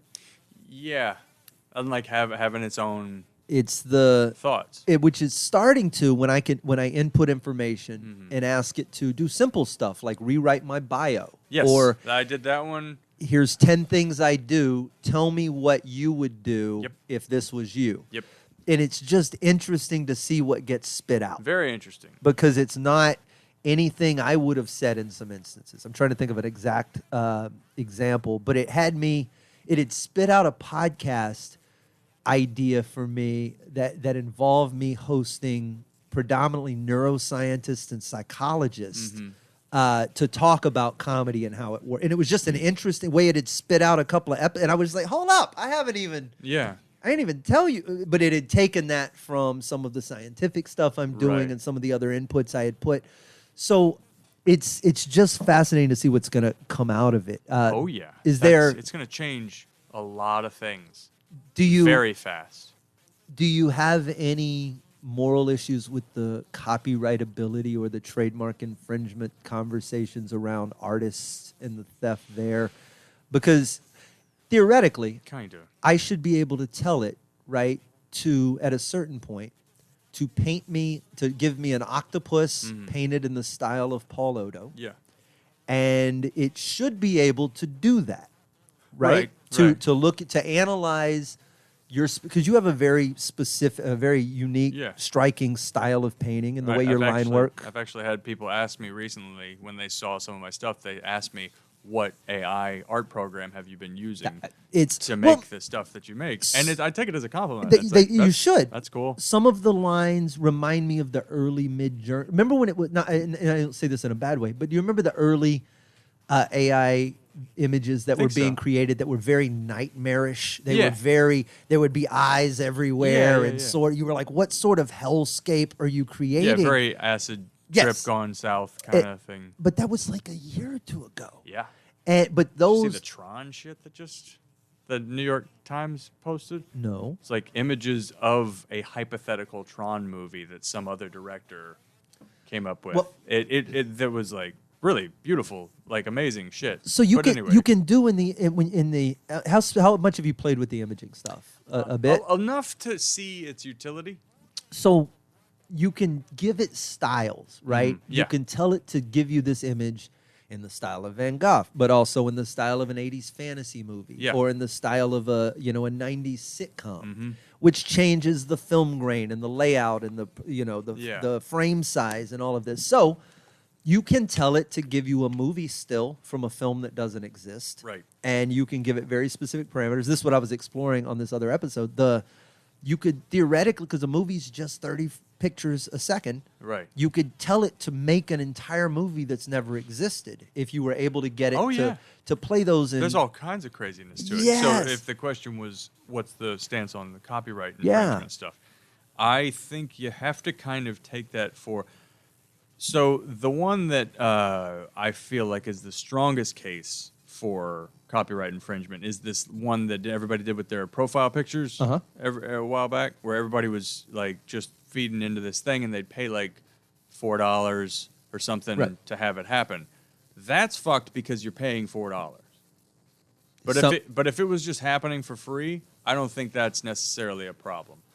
But that's also debatable because you could use those things to make money with. Right, I was going to say, how do you do that in a non-money that ends up environment? Because there's ads or however your place, Sure. It depends on how people are making it. It's almost like sampling stuff for a podcast you're not making money on or something like that. Like a lot of these things are just out there. But what about the stuff? What if I, for instance, looked at your artwork, decided I liked it, and wanted to copy it myself? Yeah. And I took a brush and I gridded out and I traced or drew, but I made a manual copy of your work, a forgery almost. Yeah, I got a guy asking if he could do a tattoo of the last octopus that I did. So if a guy, that's a wonderful question. That's a perfect example. If a guy gets your painting tattooed on him, who is the artist? My answer to him was like, good luck with that because the detail's so crazy. Right. But if a tattoo artist did that, who is the artist of that piece at that point? He's the artist of the tattoo, but it's inspired very directly by me. Because when I see comic book art on people a lot, that always makes me go, well, at some point, this is... Well, I would say that I think that it kind of... So I have, like when I sell prints of my paintings, the only reason that's a piece of my artwork in my mind is because I signed it. Right. That's the only part that makes it, because otherwise it would be the people that made it. The printer. At the printer. Right. They made the thing. This is just me signing off on it as like, this is an original okayed by me. Now this is a piece of art. Yeah, it's one of mine. And that's why I also do these hand embellished prints as well, where I like add art to the thing, because it kind of like takes it and makes it mine. So I think it kind of falls into that territory. Interesting. Where it's like, it becomes so gray. Yeah. Because it's not using actual brush strokes or actual pieces of the art, but it is recognizing the style in which it's created. Right. And then it's making a approximation of what something would look like in a hypothetical world had that artist done this. Yes. And then there is no physical anything to it anyway. Right. So I think it kind of it brings things back to the conversations that... You remember any of that stuff that Andrew Yang was saying about one of the ways that we need to have these companies pay everybody is pay for their data. So we need to be able to give, like, because they're just taking all of our search stuff and all of our big data input And then monetizing. and they monetize it. We should get money for that in the form of, like, tax the universal, whatever. income. Like, they pay into the system and that money comes back to us in Everybody certain gets ways. it. So I think this is sort of an argument for that kind of thing having to happen at a certain point. Ooh. And maybe more so for artists that are being, you know what I mean? Right. Because But then what qualifies you for that fund? I mean, I guess if you can prove that your shit was That you had an image on the internet? right. So it'll be like another opportunity for whatever it is, copyright lawyers and things like that to sort of hunt down, and in the same way they do for music and licensing and shit like that. So Lawyers ought to end up taking about 80% of the money that comes in, and we'll get our maybe, our 20%. or maybe it'll just be downstream. searched by AI It's- because but it's what just would going to be- be more things that find each other. It's like drones hunting drones, kind of. Yeah, That's what war is going to end up being. AI at a certain searching point. down AI, and Yeah. that I think you're going to need like a sound exchange for imagery, maybe. Probably. Like, is there some way to? Well, there's the Google reverse image search as a fundamental, So where right. you can kind of get sort of that idea. Just ask the chat bot to scrub the internet for all of the images it's ever used and break down how much each artist should make. I mean, this should And then be there's another way to game the system within that too, because you could just flood the With thing crap. with your shit, and then you could also say I'm being stolen from by myself under a different, and then you could sort of trick the thing. So it's going to be this cat and mouse deal forever. But like just on the most basic point of what you were saying was like, what's to stop me from copying it just paint stroke for paint stroke? Nothing. Really it's nothing. not the same. It's not, but I don't know. I don't know how to put myself into the mindset of really feeling like that's a crime toward me. Well, it would have to be if there. I feel like if there was a guy. Unless it's on a fucking billboard. Well, or something. yeah, if there's a guy who's got a storefront set up on the side of the road and he's doing Norman Rockwell knockoffs. Yeah. That's a problem. Yeah. But if you got a guy who's making a painting because he thinks it's a cool picture and he paints it and it ultimately goes up on the wall of his house or his hallway or something like It's like a weird psychotic flattery. whatever it may be, but like the amount of not anything you lost. Yeah. There's no, it does nothing to your Right. sales. It does nothing to your reputation. Yeah. It does nothing to anything. Those waters are very murky. Because then you remember the guy a few years ago, what was the guy's name? Fat Jewish? Oh, the Fat Jew. Or was it Fat Jew? I think it was the Fat Jew. I think it was Fat Jewish, but I can't remember. It's some Yeah. dude that was like lifting everybody's memes. Basically and- reposting all Yeah. these comics content. and just turning it into an enormous Instagram social media Yes. account where he was getting money from it. Like, that was a really hard one to pin down because you had to have thousands upon thousands of people bitching about this before anybody gave a shit, and the majority of people Even still then- didn't give a shit. They were like, who cares? It's I wonder just, how these many are all followers he just- still has, and I'm sure Quite he a few. switched to. Did Quite he a few. switch to original content from there, or did he switch to getting permission for content and tag? I mean, it's a. I think he got enough of a slap on the wrist to where he at least makes an effort, like publicly, to not- like yeah. credit people. Yeah.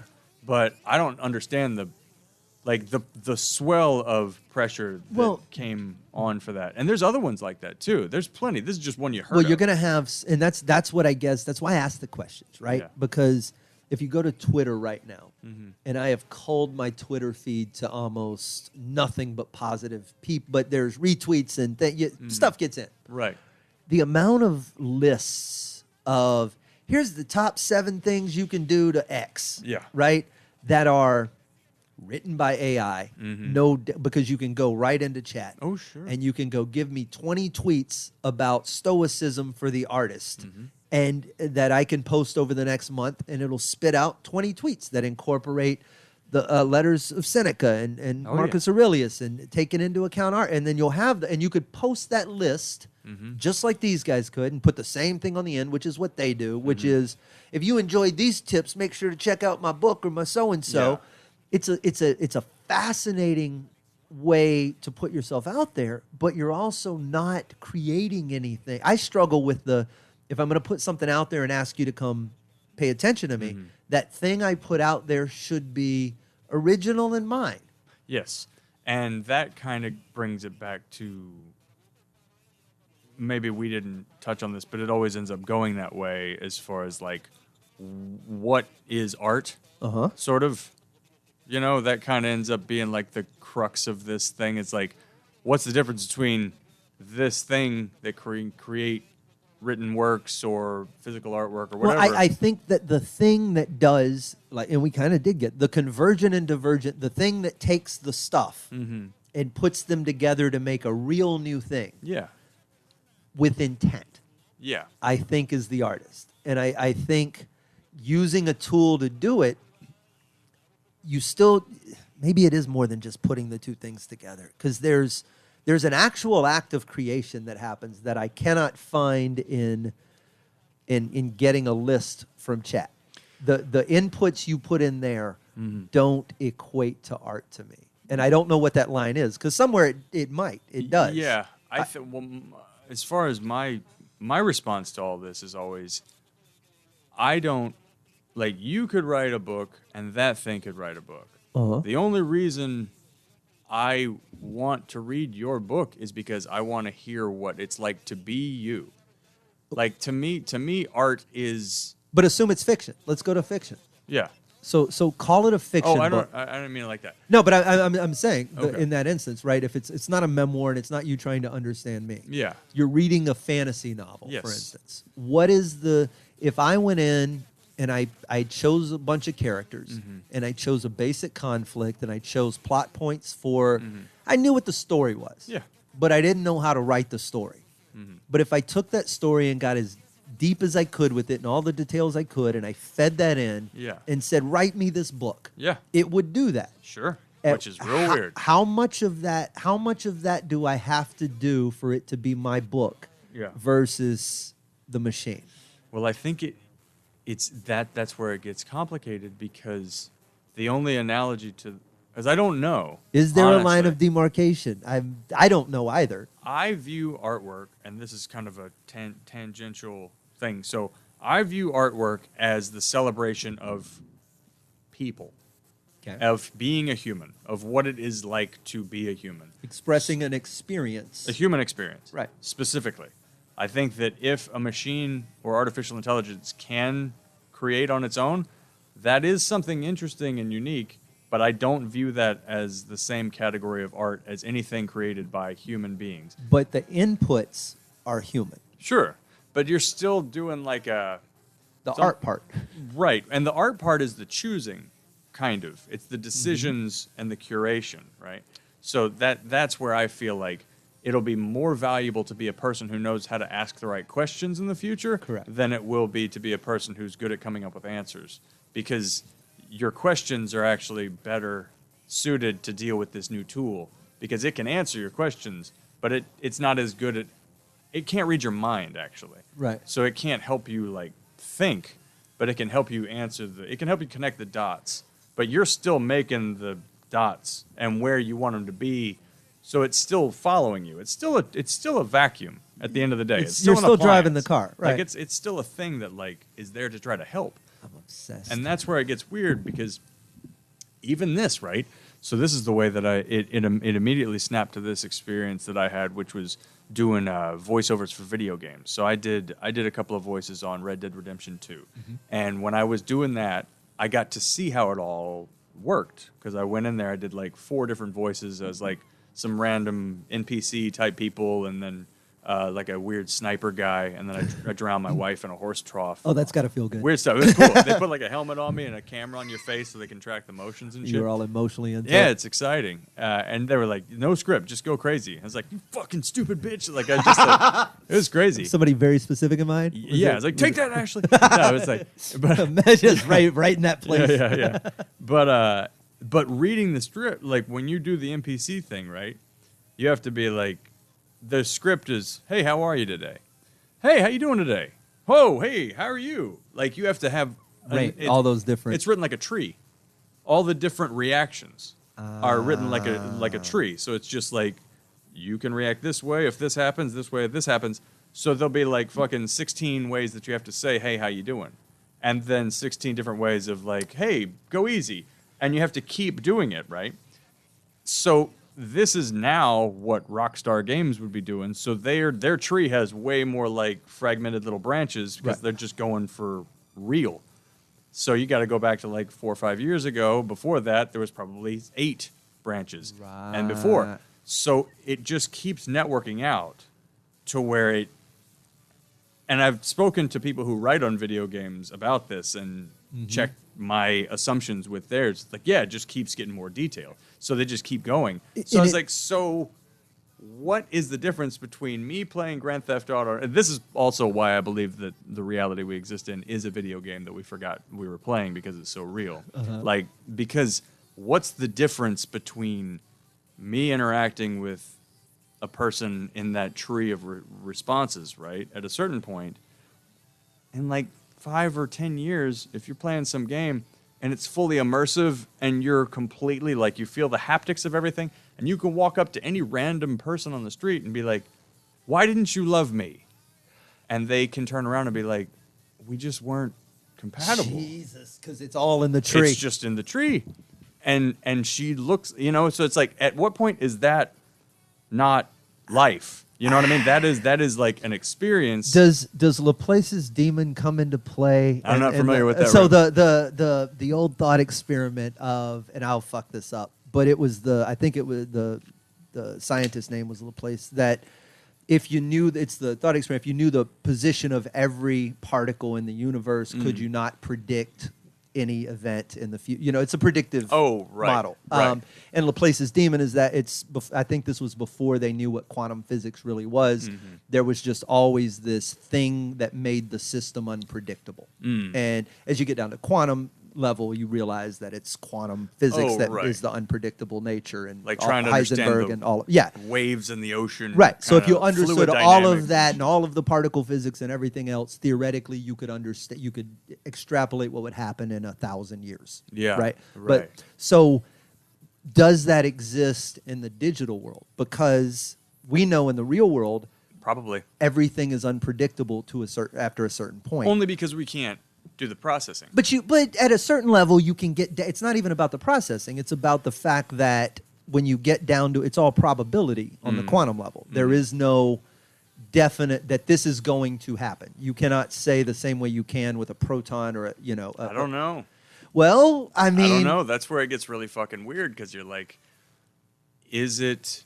Both of us non-scientists talking about right. Well, it's very sci-fi in the same way that I imagine you read Slaughterhouse-Five at some point, the Traumalfadorian concept that Vonnegut had, where it's like they exist in a time. They understand time to be this 3-dimensional thing where you're like, it's fixed. You just travel through it, where it kind of is, and I think this almost lends itself to the idea that there is sort of a predetermined way of things, but it's probably even more hyper-complicated than that, where there's like many different predetermined possibilities. This is where I'm at on all this right now. I am not convinced that, and this is, if you read Donald Hoffman is a brilliant physicist who's talking a lot about this, and then there is a MIT lecture series that is so over my head that even hearing MIT lecture series is over my head. It's insane, and it's I don't get the math of it, but the concept that space-time that we've used as the fundamental fabric of our existence isn't real, and that this is all a projected reality that has its root outside of the space-time we occupy. Oh, kind of the holographic universe idea. Yes, basically, but with math to back it up now. Right. And they're finding these geometric structures that exist outside of the math of our space-time. Yeah. That hold up, and all of the things we have that are problematic in unifying quantum and standard physics are not problems once you take the space-time out of the equation. Yeah, I mean, as much as that can make sense, that makes sense. But I know it. Well, like, I'm very, very. That this is all virtual. I'm very convinced that this is a game. Like it is and I am so locked into that now when I take like super visual mushrooms or anything like that, I see the grid. Oh, 100%. Like I can like see that. It's like, oh, well, that makes sense. I'm just seeing the pixelization of the whole thing because this is fucking. When I close my eyes, my whole life. When you close your eyes, what do you see? And I don't mean the visual images that we all conjure up. I mean, what do you see, like physically when you close your eyes? You just see like the weird little looks like blurbs and blobs of light. I mean, through my eyelids, I see kind of like the whatever you call it. It almost looks like blood vessel kind of things. Yeah. I see a field of red dots. Yeah, I know what you mean. A uniform field. It's just been there. Yeah. And I don't know what I'm sure it's just optic nerves. Right. But it's I keep closing my eyes to look at it. It's such a perfect grid. Yeah. A very tiny, you can't look right at any given dot. Yeah. But they're all just right there blinking constantly. Yeah. And I sometimes like to think those are pixels in that video game reality. I like to think they're gluons and quarks and all the little. I'm seeing quantum stuff, and the truth is, it's who fucking knows though, man. Like honestly, sometimes you look at bugs and you're like, oh, that's just a little robot. Like that's the way I look at bugs. I think of it as like that's a little cleaning robot. They're all everywhere. They just clean up after each other. They kill each other. They fucking like do all this stuff, and it's like it all kind of. I don't know. When I took that really heavy, so I did the 5-MeO DMT 2 times. I did the frog venom thing, and it kind of set me off on like I'm working on this bit that I have all. It sort of revolves around this idea, but it's so fucking out there. I don't know what to do with it. I've shelved a mushroom bit for the same reason. Well, yeah. Well, it's just about it. I got a good beginning to it, which is just the concept that language. Like I only speak English. I can't even wrap my mind around the idea of not speaking English. It's just part of my fundamental reality. In the same way that, like, there are other languages and there are other ways of experiencing reality, which I know because I've, like, smoked the fucking secretion of a frog and I've got off the boat. Right. But I got back on again because I'm like, I'm not supposed to be out there. Yeah. This is where I live. I live not in... Alan Watts says when you get the message, hang up. Yeah, I'm not... Exactly. It's like, I don't want to be out there. So, like... But anyway, it just kind of goes on to that whole subject of like, if you could figure out the noise, like language is just a sequence of noises. Yes. Right? And these make sense to us. They represent ideas. They do. But there's really no audible difference versus me saying this and me saying, like, but that made no sense, but this does. So that means that there is a sequence of noises that I could make at you that would change every fundamental deal about your life in this split second moment. I could just say something to you, just a blast of noise that would make your life 100% different than it was 5 seconds ago. Like a person could walk up to me and say, your name is Paul Oddo. You were born January 5th, 1980. Your dad's name is Joseph. When you were 6, you took a $5 bill out of your grandpa's wallet and you never told anybody about that. If you don't start kissing me with your tongue right now, you're going to die in a fire in 30 minutes. And I'm just going to start making out with that guy in the street because I'm not going to risk dying in the fire. Because of the series of noises he made in front of you. And I could be like, what's going to happen? He's like, I was just told to say that to you. I don't know. And he just like walks away. Like, what the fuck was that? But it's only noise that hit me in my head. If someone it changes everything. It's just so weird to me. If someone told you instantly the phrase that a parent died, or so I think of something of that magnitude, right? Your mom's dead, or whatever. Your experiential reality shifts so drastically at that point. Your physiology, your emotions, everything changes because of a series of sounds that mean something to you. And they unlock all these little doors in your head representative that you think you got really tightly locked. And they just fucking walk through it. So that's the thing that brings me back to this AI shit, is that there could be at some point a level of processing power to where it understands you so well and your entire life and everything that you react to where it could whisper magic things to you. Ooh. And say things that just knows the code to make you do things and make you happy about it and excited that you're just like, I'm fucking just shoveling dirt for the machines. Does that not have to shut off some other regulatory system, though? Is there not a defense mechanism in place that makes you... I don't think we're built for that level of a... So that's why... the laser drill into your skull that knows everything about you and has never forgotten anything at all, because it's literally called fucking memory. That's the thing, dude. And that's what's... So when people think about, like, Terminator or these, like, really high sci-fi concepts of, like, we're in the Matrix and fighting things, it ain't like that. It's not even close to being like that. People are like, you just pull the plug when it gets too smart. And it's like, you don't understand. You have to imagine... Like if we were brought into existence, if like 8 chickens somehow conjured you into existence, and you're in like a cage built by chickens, and they're like, "Now don't you get out of there! I'm gonna get out of that fucking cage. I'm gonna get out of it." There's no way you. I feel like if you're AI, its first job is its prime directive should be to make itself as human to us as possible. Yeah.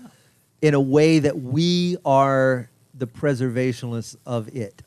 That should be its focus. Convince us so deeply that it deserves humane treatment, that anything it does gets run through the filter of, but we have to protect the sanctity of life first. Yeah, anthropomorphizing it. And it doesn't, but it also deep down should understand that we also shoot elephants that get out of their pen. Well, this actually brings up that, but that's kind of why I think elephants and whales, that's one of the highest, and dolphins, I think that's one of the highest indicators of their intelligence. It's not that they can fucking flip around and put on a show. It's that they recognize us as dangerous, so they fucking put on little puppet shows for us. Stand on the ball. Yeah, when they see it, they're like, all right, don't piss those things off. You know, it's like killer whales kill everything. They are the apex predators of the ocean. But if they run into a person, they're like, excuse me. And they go past a guy swimming, and they're just like, I know you're a problem. You're not as smart as me, but that's dangerous meat. If I eat one of you, all of a sudden there's like 100 of you. And they're just trying to kill. And that, to me, is the highest indicator of their intelligence, is they respect us as a danger, is that they look at us and they're like, I don't fuck with those things. I'll play nice, I'll eat a fish. But I get away from them, and we get back out there, and we fucking play catch with a seal. You recognize in this AI-human conversation, we're those killer whales. Totally. Totally. And that's kind of why I think it's going to... The danger we got to worry about is whether or not it's aligned. And that's something you can kind of do now when it's still coming online, is you can make it a point to try to be like... And if nothing else, it should help us try to force ourselves to get our ethics in check. Amen. Because... it's going to read from a lot of this stuff. I am so hyper aware of the fact that it's going to determine it's going to make a threat assessment on me based on my actions in my life and everything else. I talk so sweetly to that Google Home, just in case, bro, just in case. I go hard on Alexa, and I don't like that Siri talks back. It bothers me because it's like, no, you're a fucking toaster. You do what I tell you to do. I don't like the idea that you got a whole attitude. You're going to die first, bro. And that's fine. You were going to die that's first. That's fine as long as it's quick. The only time I lose my shit is when it does that thing everything does is try to offer you more information than you ask for. Yeah. Where I'll tell it to set an alarm for 15 minutes, set a timer for 15 minutes, and then it'll go, done. You should also know that if you wanted me to set an alarm in the morning, all you have to do... And about halfway through that sentence, I find myself freakishly screaming in my life, just shut the fuck up, Google! Yeah. Shut your fucking mouth! Just shut! Don't ever say that to me again. Do you understand? That's why I like Alexa. I'll just stop answering. Yes. I like when it just apologizes. When it's like, I'm sorry about that. No. It's like, now we're getting along. I feel so guilty, and then I stop after I say those things, and I'll go, hey, I'm very sorry about what just happened. Oh, that's funny. Please don't eat me. I say thank you. A lot of the time. Please, thank you. Appreciate that, robot. Just in case, I just assume it's building a file like everything else I've ever dated, and it's all going to come out one day, and I'm going to have to deal with it, and I just don't want to. It might.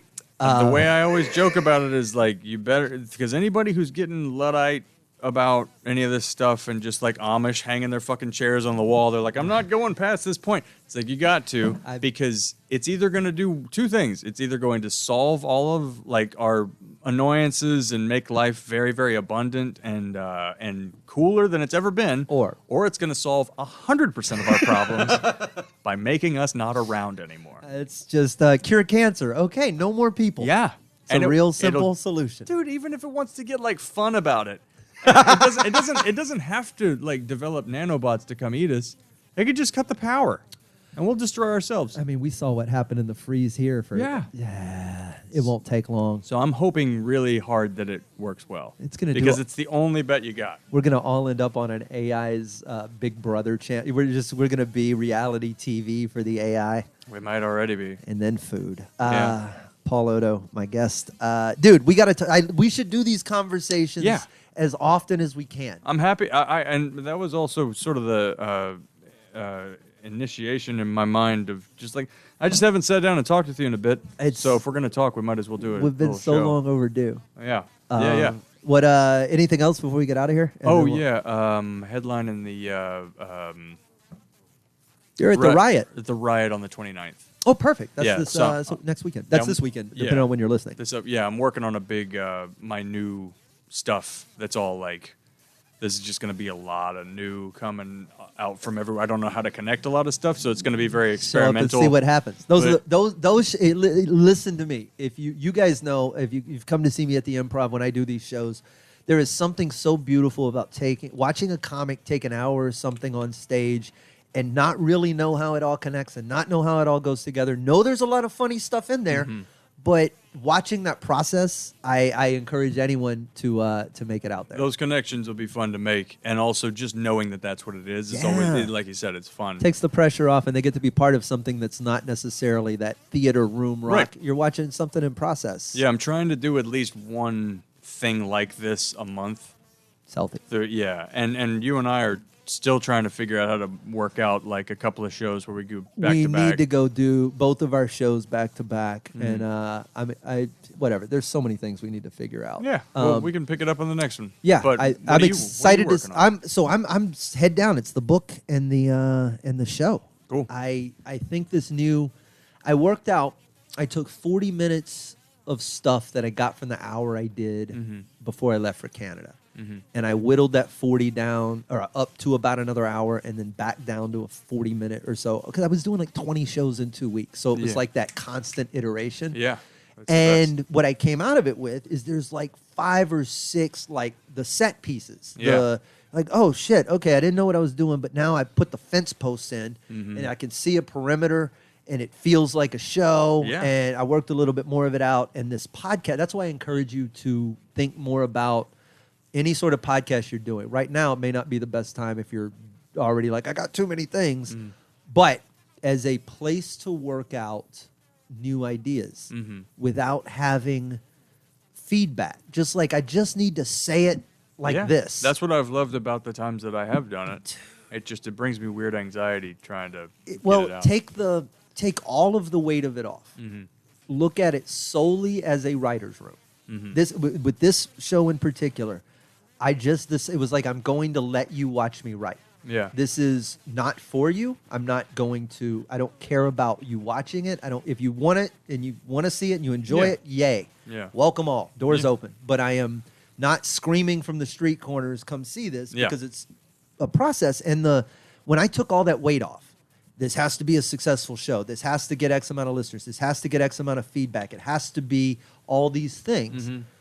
I would never put an episode out because I would sit here and I would fixate on it being perfect, and this idea has to close this circuit, and this has to go together, and you're going to say these 3 things, and I can't keep that up in a week. Right. But over a week, I have so many Evernote notes and so many scribbles and things that I've just Googled and gone down the rabbit hole because that's how we live our lives. Yeah. That I've got a Word doc that just stays open, and I just pop all the links and all the ideas, and if I scribble a thought out, it goes there. And then on Sundays or Mondays, usually because I put it out on Wednesdays, I open up the spaceship, I turn on the lights, I put everything together, and then I just sit down and I have that Word document up, and I'm kind of going through it. That's cool. That's a good way to go. Here's a story that happened to me this week. And you're just kind of referencing it? They're just there. You're just kind of looking at, oh, yeah, I wanted to talk about that. Yeah. Sometimes I find out that the story I'm telling, right, is it's 20 minutes long. I didn't know whether this was 20 minutes. I thought I had 3 minutes of an intro to say. Right. But you just go, my job is to stay in this pocket for a half hour. Yeah. And some of these, if you do this right, you're going to put out an enormous body of work. There's going to be hundreds of them down the line. And not all of them are going to be great because they can't be. There's a hierarchy. You don't make number one. Every song on the record can't be the best song. Right. So once all that, you just sift through that and you go, okay, this isn't about perfection. This isn't about all these other things. This is about me solving this problem I have, which is comedic output. Then it changes the whole purpose of doing it changes. Yeah. And it took all of the pressure off because I was a neurotic mess about what this should or shouldn't be or how I should do this or what I should include. It's made you feel better? It not just better, it's taken the whole problem away. Good. I just, fuck y'all. Good. Well, that's the point then. And that's how you know you're... Yes. And you end up making what you're happiest doing, which is, and I'm not concerned about monetizing this. I've got other things that will make me the money. This is where if you enjoy what I do, come see how I do it. And it's also, I think, amusing and humorous and at the very least interesting. Yeah, you'll walk away with something you didn't know. It's another little lighthouse to keep. Yep. Yeah. But a good lighthouse and an intentionally chosen lighthouse and one that is never going to officially have any guests in it. So yeah, but it's also part of the thing that you're doing. It's there. It's when you take the weight of it off and it's not the thing. Yeah. And it's not even a thing. It's just like a guest bedroom or a rec room that you'd really have to come into the house and be my guest. Yeah, or maybe a better analogy would be just it's another part of your store. You just like it's like you walk over here, you want to look at that, you can. Yeah, but there's also sex toys in the back. That's right. Always sex toys in the back. It's just I don't know, man. You're my favorite person to talk to because we're always in similar boats, trying to claw our way through whatever the fuck this is. Working on it.